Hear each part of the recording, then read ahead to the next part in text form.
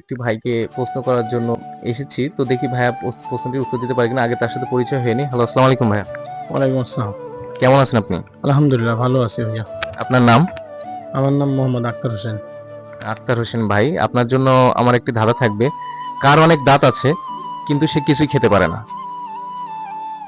আপনার জন্য সময় থাকবে 10 সেকেন্ড।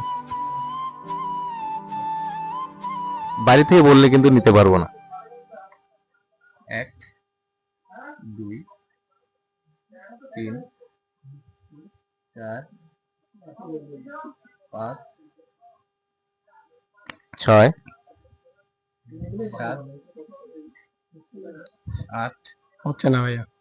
এটা এটা হাস্যকর, হাস্যকর এই দেশের জনগণের জন্য হাস্যকর। একদম ইজি, আপনি একটু ট্রাই করেন, হয়ে যাবে। 10। আন্তরিকভাবে দুঃখিত।